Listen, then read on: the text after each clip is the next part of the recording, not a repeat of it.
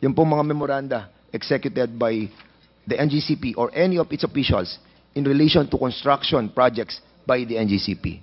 Ikaapat po, any and all documents submitted by the NGCP during the bidding for the privatization of Transco. And number 5, any and all documents submitted by the NARI group in relation to the bid proposals submitted to NGCP. Share purchase agreement among Henry C., Robert Kyoto, and Synergy Grid and Development Incorporated. Submit it to us as well.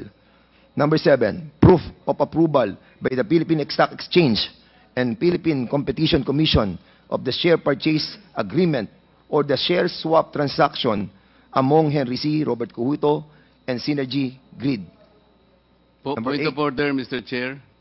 This is a administrative matter, Mr. Chairman. No, but I would like to make a point of order, Mr. Chair, because I am guided by the subject matter of the inquiry. This is a motu proprio inquiry on the performance of the National Grid Corporation of the Philippines.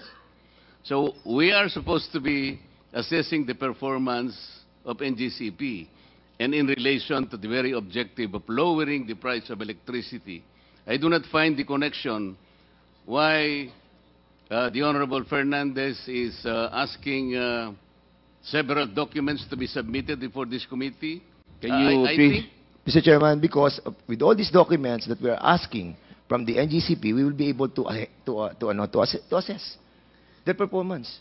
Because Mr. these Chair, are all the pertinent one that documents will coming assess from the NGCP. performance And we of haven't received NGCP, any Mr. documents Chair. yet coming from NGCP just now. Ngayon lang tayo nakareceive ng documents sa kanila eh. Ano, pipigilan nyo ako na kunin to. Ang tagal-tagal ko na kinukuha to, 2019 pa.